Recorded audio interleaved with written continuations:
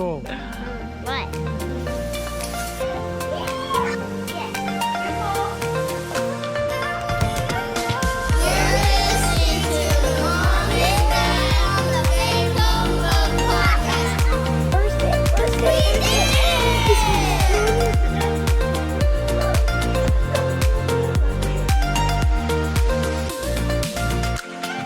I wanted to talk to you today about the whole fitness thing. What whole Ready for that? What whole fitness The whole thing? fitness thing. So here's the thing. Anna and I've been an athlete my whole life. Anna's been an athlete her whole life. She used to jump horses competitively for years and years. And if you don't think that's athletic, right? Right. Tough. Try it out. Anna also went on to become a fitness professional competitive fitness athlete, and also a model for many years. And then now we've shifted gears. Now and she's not. now she's not.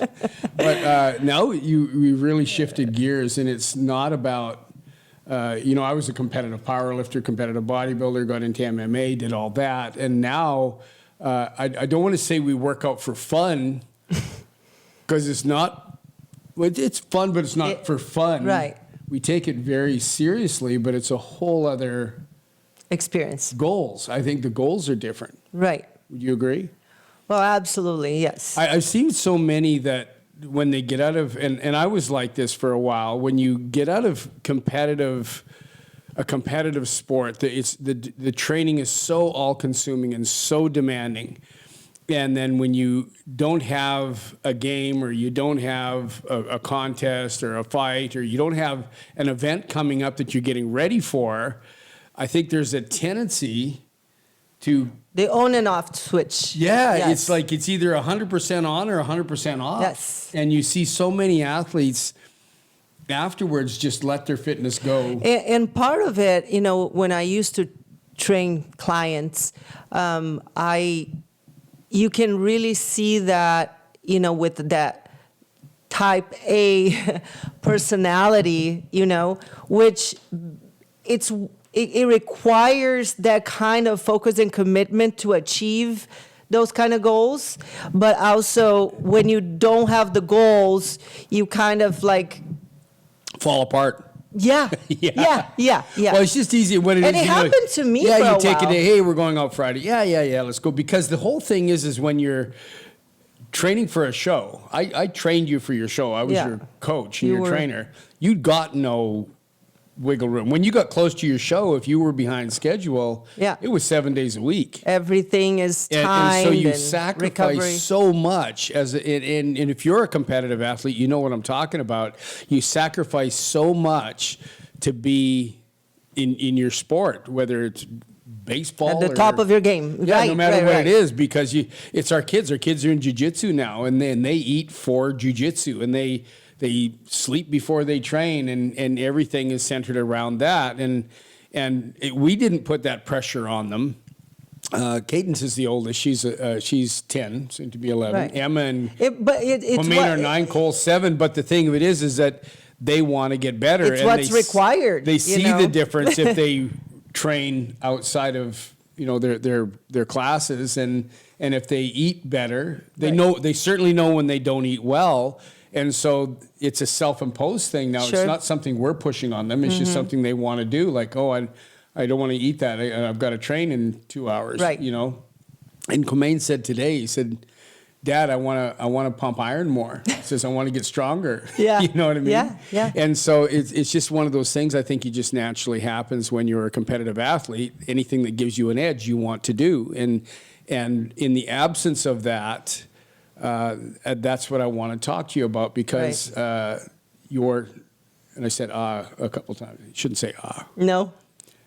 I've seen you, and when you're not competing, you still train hard. We always train hardest when we're together, and I think it's that coach athlete It's that trigger, relationship. yeah. Yeah. So that's a residual that Yeah. worked out well for Yeah, us. yeah. But on your own, you train extremely hard as well, and you train other women. Yeah. And you've never, quote unquote, let yourself go. You've had times where you Yeah. think you're that I feel like I did. Is fluffy a suitable word? Nobody likes that Anna word. goes up 2 pounds and she thinks Fluffy. she's fluffy. Okay. Less fit. Gotcha. I don't know. She calls it fluffy. It's not fluffy. We Okay. gained some weight. No, I I think I've been through. I mean, it's been 20 years. No, 16 years Since you did a contest. Since I did a contest. That was and the Worlds. it's been, it's been a progression. So soon after I stopped competing, I was still modeling. So that was still a goal, a physical goal. But I want to say that when we became foster parents, and we became parents, foster parents at the time, then adopted parents, everything changes then, right? And Well, and this is the irony, because back when we were athletes, and we was like, oh, listen, if you really want it bad enough, you'll just make Right. sacrifices. I right? know. Now you become to a all parent, my go like, clients that were parents when I coach you, I'm so Take it all sorry. back. I do. I take it all back. It's really, really hard. And it's, it is impossible to put yourself first because, and we all talk about it. Okay, you need to take care of yourself first so you can take care of others. But the thing is that if the kids are sick, you're not going to the you're gym. not going to the gym. You But the thing of it is that you can adapt and do things, and that's the thing. Right. If you're going to be like, you were a competitive professional athlete and you were a professional model, and so that's different than just working out to be in shape. Sure. That is a big commitment. That's a job. So I've been It's literally a doing job. the working out to be in shape now for 10 years, and it's very, very different. And So I in want to a ask way, but I want to ask you about that change, because I know there was a. Sorry, I cut you off. you did. I cut you off. How dare you? In a way, you were saying. Hold on to that thought. I was going to say, in a way, it's harder. It requires more discipline. In my opinion, my experience, Yes. requires more discipline to drag yourself to a workout when you are just staying in shape or just for life. Yeah. Then when you had that goal and you had the expectations and you had to, because that it just wouldn't be an option or cross my mind. It's too easy. It's too easy to blow it off and justify it. And Sure. And that's what I always say. If you're negotiating with yourself, Yeah. maybe you should just stop and go to the gym. Right. Have a workout. Right. If you catch yourself negotiating, if you're justifying, Right. Because you had a plan, Right. you're off plan, but you're justifying why you're off plan, and I'll guarantee you, unless it's a sick child or something like that, but Right. like an emergency. What you made me think about this right now. You made me think. For a while, there was a few years ago, 3-4 years ago, where I really, I was going through so much emotionally, even spiritually, which was growth, and growth is always the worst. We always pray for growth. We pray for and growth. then regret it when it comes. And then you're going through, you're like, I had it good before. Because God never just wraps it up and leaves it like the stork does babies at your front door. It's like pray for patience and he will give you the opportunity opportunity. to be patient. Yes, he'll give you an opportunity to grow. Right. And so it was it was a summer full of growth. And I basically felt so sorry for myself. Like everybody else in the world, going through a lot, we're always going through a lot. Everybody's going through a lot, most of the time. If you're a God-fearing Christian and you're out there doing the work of God, Right. you're going through a lot every day. Right. And so, but I allowed myself to just be miserable and tell myself, I'm just going to sit on the couch. I'm not going to go work out. And you know what? I'm going to indulge anytime I want, which still wasn't as bad as it sounds, but for me. But that's my point. That was the point I made, and you're exactly right. Is when you start justifying, Yeah. because when you sit on that couch, it's not just like, finally I can sit down and that's it. Right. It's like, I should be working out, but you know what? I did. Yeah. And Or I'm tired, you I'm get this, I'm up that. 2 hours later and you don't feel any No. better.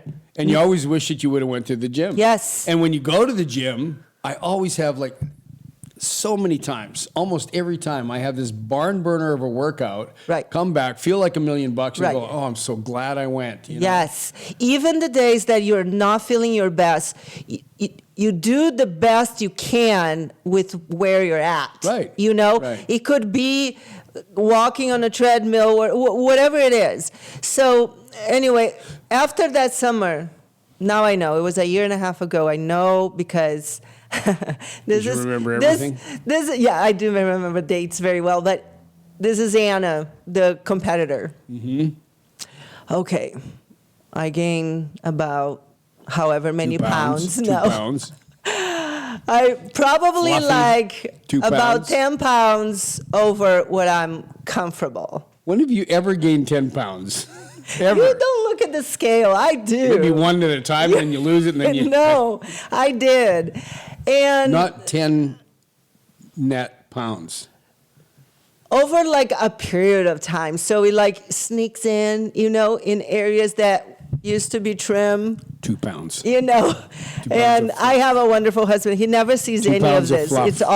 It's all here. It's all for me. I can say that I don't ever have to get in shape, to make you happy. No. Like I know some people feel that pressure, but I don't. It's me. I like feeling a certain way. But I'll go back to my story.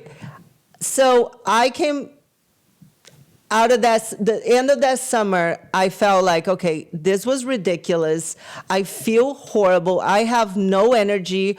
I don't like how I look. I don't like how my clothes fit, and I don't like any of this. So Were your shoes tight? they were actually, but who would have known? But actually, my shoes were tight. I went back to the gym, and I thought, I can take care of this in 8 to 12 weeks. That has always been our thing. Like, it doesn't matter if you're a competitor, you can take care of things No, in it didn't take that, though, did it? a year and a half. Yeah. A year and a half. Because, here's the bullet points, aging. It's just not the same. I'm sorry, but at 48, 49, 50, I'm about to be 51. My body doesn't respond the same way as it used to. Number two, I'm not able to I'm writing these down. I'm not able to devote the amount of time that I used to when I was like, I'll be back in shape in 8 to 12 weeks. I can't spend that much time at the gym, And number three, even if I did, my body doesn't recover from it. So, and then it was finding what works for me now and learning, here's the growth. Learning, I remember God asking me one morning, I was so frustrated because I was working out 4 or 5 days a week, cleaning up my diet, did all the things, no cake. And God asked me, if you don't get any results from all of this, are you still going to do it because it's the right thing to do? That was hard because I thought for sure he meant nothing's going to change ever again. You were stuck here. And I had to really ask myself that. And the thing is that, yes. And the yes came from, I want to live a long, healthy life, to be able to watch my kids grow and get married and have their own kids. And I don't just want to be an spectator. I want to be an active part of their lives. I want to be able to do things and go places. I want my mind to be sharp, which So it's quality of life. yes, you know, it's quality. And you know what? If I have to buy my jeans a size bigger, so be it, you know. 2 whole pounds. Stop it. And no, but that's the truth. And I think at that point I changed my mindset, because I had myself kind of on that timetable like of 8 to 12 weeks, and I went through the 12 weeks, and I, you know, no major changes. It still felt like I had so far to go. And I thought, you know what? I got to change my mindset and just be grateful. Be grateful that I can do this. Be grateful that I can walk, I can run, I can lift weights, I can do these things, I can make choices that will keep me healthy. And when I changed my mindset, my body started changing. Never as fast as I wanted. It literally took me a year and a half, but I feel like I no longer do this for how I'm going to look. For vanity, right? I do this because our bodies are a gift from the Lord. You know, when we die to self and commit ourselves to live for Him, you have to be able to do that work. And if you're sick, I have 3 scriptures here, and I'm listening to you talk, and job. again, I was your trainer for a long time, and I don't know. I'm trying He to. is I really don't a guide drill your walk. sergeant. Yeah, I am a drill sergeant. He is. But I was working out with a friend here the other day. Came to the house at 6 in the morning, and we were able to hit a couple workouts together. And you know, his impression is that, you know, he's deconditioned. He hasn't done anything for a couple of years or whatever, and so he came in here like with some reservations, but committed to making the commitment. Yeah. But concerns about what that's going to look like. Sure. And really, what I explained to him is I said, you know, your body is an adaptive organism.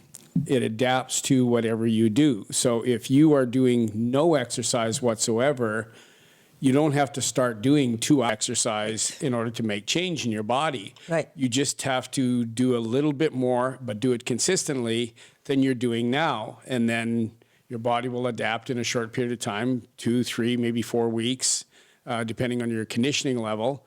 And then it's going to, then you increase the workload, or you change the workload, or you add something to it, or you do it for longer, or there's all these variables you can work with. Right. And you just increase the amount of work you do, or the load that you lift, or whatever it is.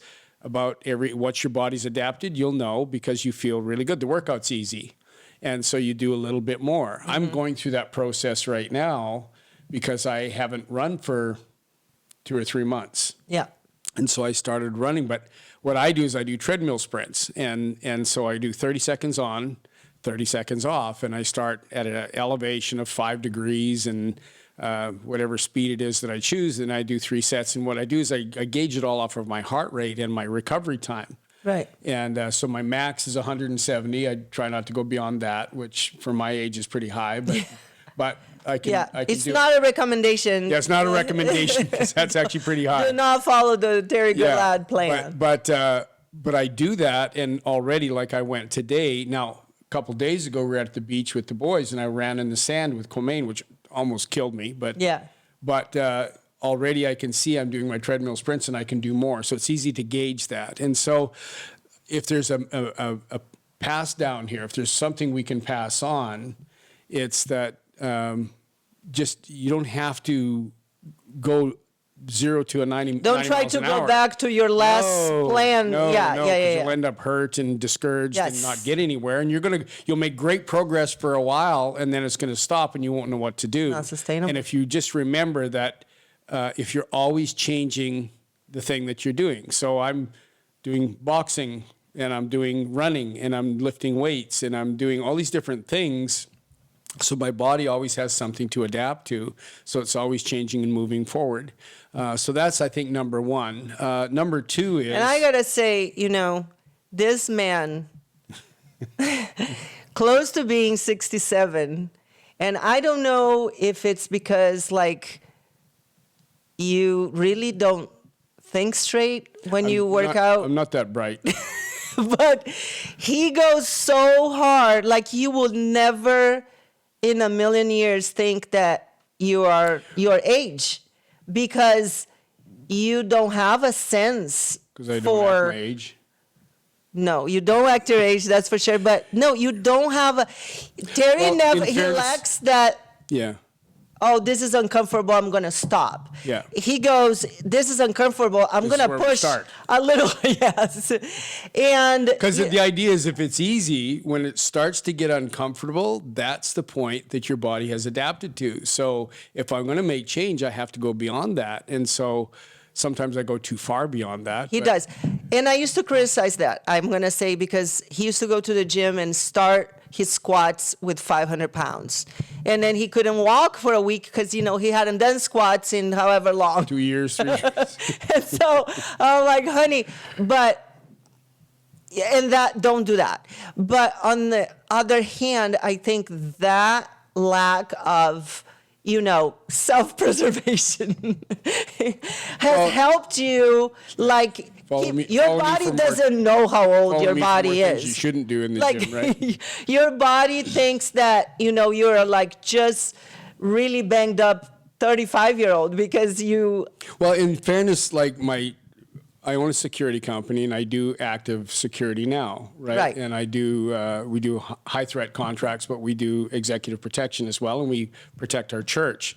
And so with that, that's sourdough. yes. We're having sourdough about right that? after this. But I do that, and so I have to be prepared to get into a physical altercation. I'm on my feet for a long time. Sometimes the shifts are very, very long, and so I have to be in the best shape that I can possibly be in. So that's why I push myself harder. So it's like being an athlete again, because the demands, Because of the reality of where you might face. Well, lots of times if I'm out on a contract, I'm about to start a new one now, and I'm going to be all by myself. Right. And so if I call for help, I've got at least 3 to 5 minutes that I got to hang in there on my own. So Right. I train for that. So that makes it a little bit unusual. I'm not out there saving lives, but I'm going to say that keeping up with four For kids. yeah. I mean, you don't little want kids. I don't want to be the one sitting on the sidelines watching my kids do stuff. I want Right. to be doing stuff with them, right? And Right. so there's that too. But the other thing for me is coming from the fitness industry, because I used to be a competitive powerlifter and a bodybuilder, and so when our walk with God changed dramatically and became this last 4 years of DTC, working on this degree. I've learned so much, and taking time away from kids and work and studying and all of that stuff. Sometimes I felt guilty going to the gym. Right. And then there's 3 scriptures that I found, and I want to share them with you because they help me. They got rid of any of that guilt.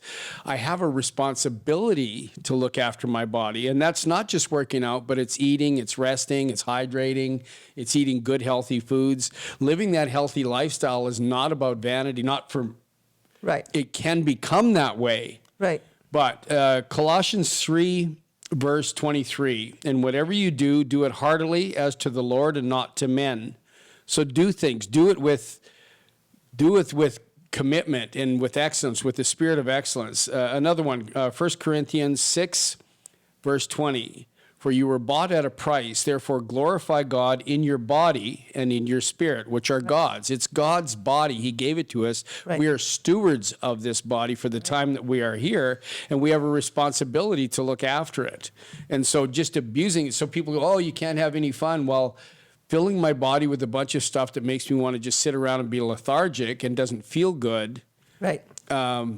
I'm not being a good steward of my body. That's not good for my body. Why would I do that? Now, do we have ice cream? Yeah, every week we have, ice cream night. But we don't have a pail of it, and we don't have it every day. We have it once Right. a week as a treat, right? Right. Another verse, 1 Corinthians 6:19. Or do you not know that your body is the temple of the Holy Spirit who is in you, whom you have from God, and you are not your own?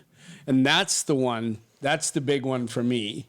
And so it's not just fitness and health and stuff like that, but it's okay. It's my stress level. It's my rest. I have a tendency to go without sleep.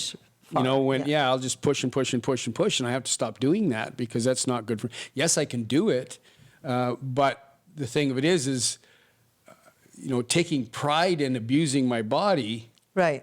Like, oh, don't worry, I'll work 20. I've done that before. I went on one contract once. The first day was 23 and a half hours, slept 2 hours.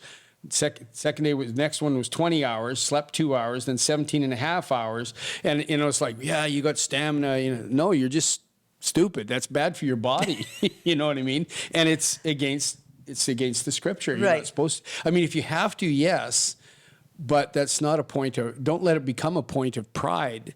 Right. And it's the same thing with the fitness. And for you, that's why pride it's involved. Well, and this is why, I ask you, and because you come from an industry where you're gauged on, and you're a model, and so you're gauged on how you look. Yes. It's all flesh. Yes. And so that's how you become successful. And of course, both of us, we were Christians when we were in the fitness industry, and doing our best to be a good example. And so there, and God needs people there. He needs Christians there in the fitness industry. He needs them in bike gangs. He needs them on the street. He needs them everywhere, right? Right. And so that, I think, was like when I was a competitive bodybuilder, it was the focus is entirely on how I look. Yeah. And so that was it's a hard thing. I think when you do that sport, it's hard to get away from the mirror because you look at yourself, and I look at you, and this is no joke. She'll tell me, oh, I weigh 10 pounds more, and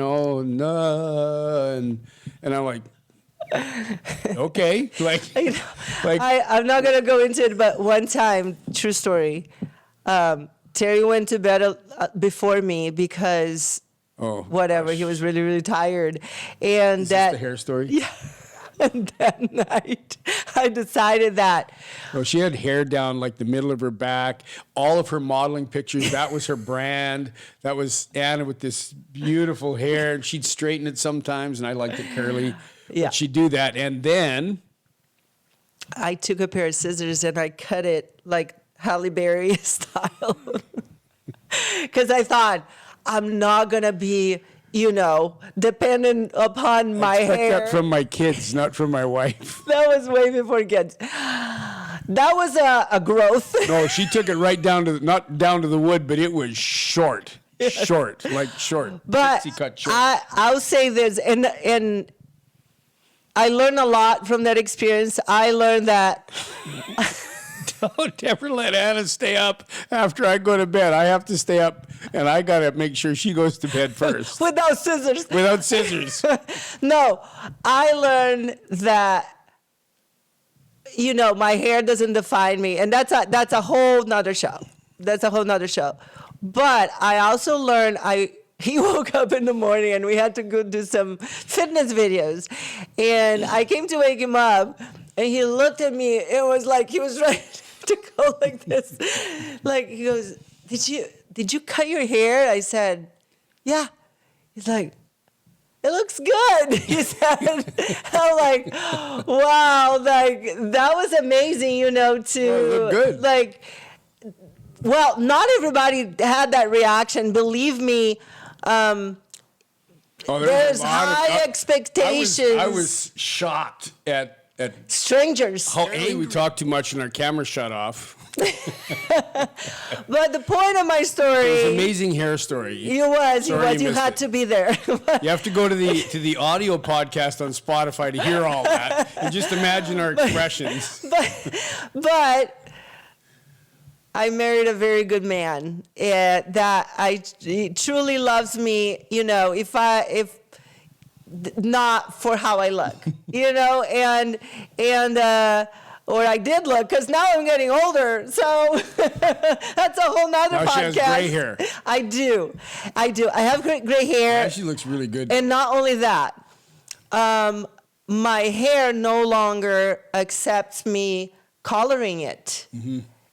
The last time I colored it, it broke all off. So I waited out, and I thought I'd rather have hair than no hair. Hair's overrated.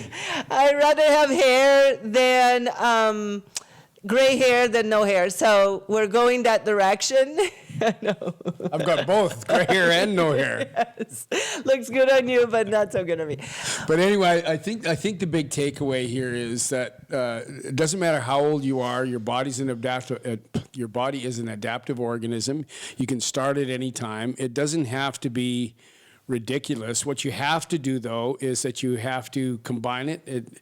A fitness routine, like having regular, consistent workouts, are very, very important, but you also have to pay attention to what you're eating. You can't be putting food into your body that makes your body not function and absorb nutrients well and gives you inflammation and things like that. Which we will go And that's another podcast. On our next but podcast, yes. Working out and eating better goes hand in hand.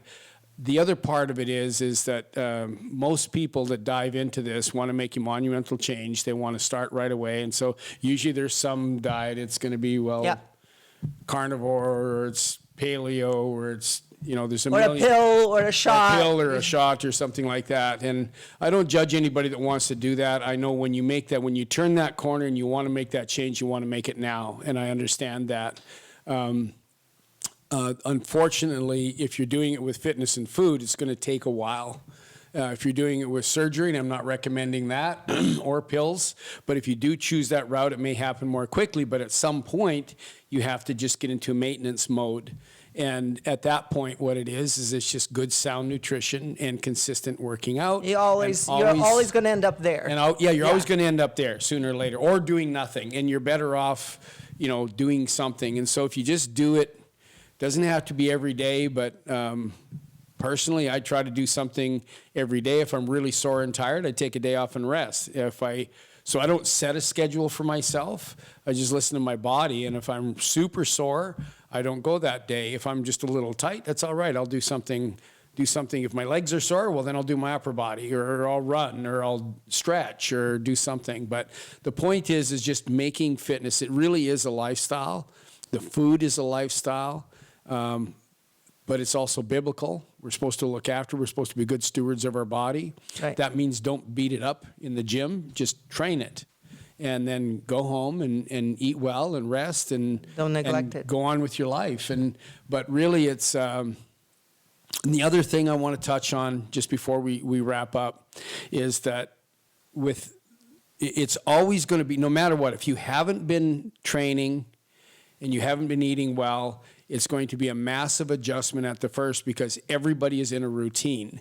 So you're going to have to carve out that time somewhere.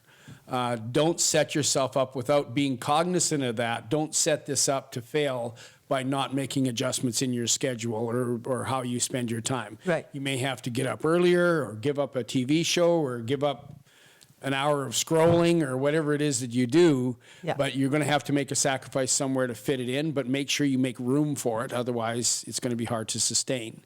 I think those are the big high points. And the thing is just and if we miss anything, just write in the comments. Put it in the comments, and we'll answer whatever questions you have to the best of our ability. But the thing is, it is biblical. We do have a responsibility to God to be good stewards of everything that He's given us, be it money or a house or a car or children or a marriage, and most certainly the bodies that He's given us to live in. And so we have a responsibility there too, to Him.